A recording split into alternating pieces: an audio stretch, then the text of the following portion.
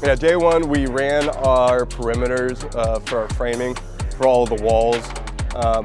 We had a concrete pad that was poured last year, and so we're good to go on our foundation. Our concrete contractor anchored bolts into the concrete for us, so we had to run our pressure treated 2x6s around the perimeter and also drill holes in them to sit down over our bolts, because that's essentially what's tying the building down to its foundation. So we laid down a layer of sill seal, which is essentially foam, and that just keeps a little distance between the concrete and the wood, because wood will suck moisture out of the concrete no matter what, given enough time. So we have a layer of protection. We have our floor plate, our treated floor plate that's going around the perimeter, and we're gonna put all of our studs on top of that, and we have that bolted down. So now we're good to go on the rest of the framing.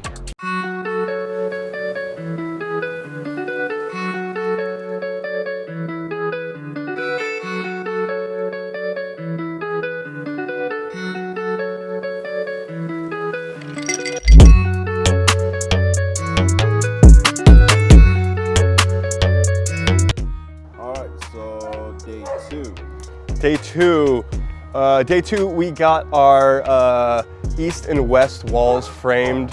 That's going to basically carry most of the load of the structure, because our joists are going to go this way. So then the walls that go this way is what they sit on. So it's going to be carried on the outside walls. Nothing in the middle of the garage here, no posts or anything, because we want a car to be able to pull in. So for us to achieve that and meet safety code, we have to have pretty strong walls on the outside, so we're using 2x6 walls. So we have the one against the house secured. Everything is ran exactly where our joists are going to drop on the top. Same thing with the outside wall. The outside wall has a doorway in it, so we also had to frame a crippler with a beam in that doorway. So we got both walls set up. Basically, we'll do the outside walls next, and that will be the rest of the structural support for the building.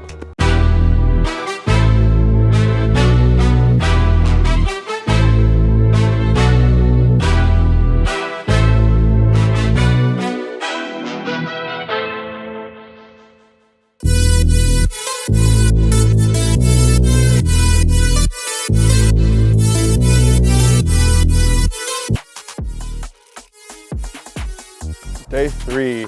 So it's pretty exciting. We got our other outside walls, our south and our north wall, framed today, and that's a big deal because we have pretty heavy duty structural lumber there, and the reason we have it spanning the big distance in the front is because we have a garage there, and we can't have any studs in the middle of our garage door for obvious reasons. So above that, we need to have a giant chunk of lumber that can span the distance of the garage door.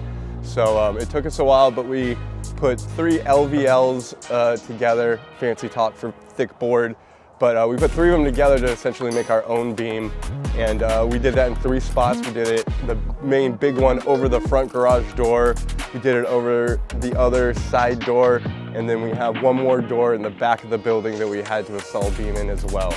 So now that everything has been framed up, all of our structural lumber is in place and secured, we're ready to start working on our actual roof system.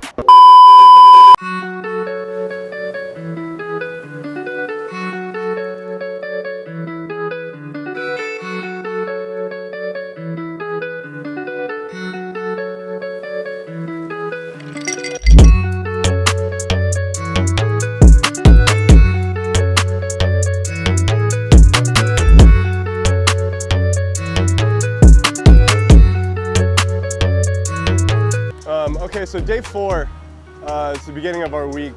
We started rolling our roof joists on top of our structure. We didn't get them all fastened into place, so today we're going to get the end boards all nailed and secured. And that's basically the perimeter of our roof. So our outside joist and our end joist, we need to get all those square to each other and get them nailed up. So that puts us in a good place to start sheathing all of the exterior of the walls that we already have erected.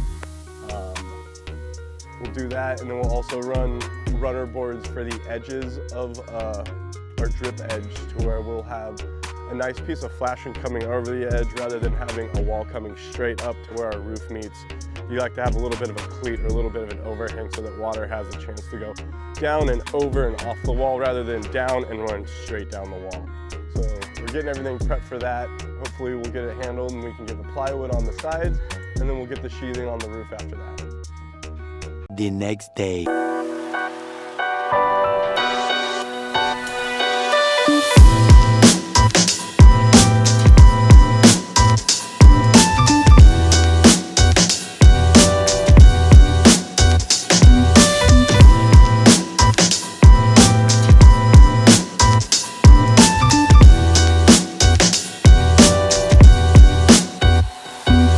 So we got all of our framing handled, all of our end boards and our roof joists secured and nailed off. So now we're going to be sheathing the exterior of the house.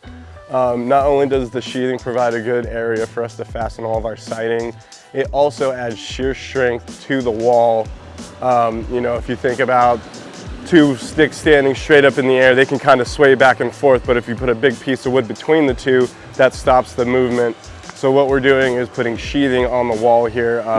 We're staggering our joints as well, so the plywood kind of meshes together and brings the whole thing together, and that will stop any sway that we have, as well as the blocking that we've added in the wall. That will also stop any sway.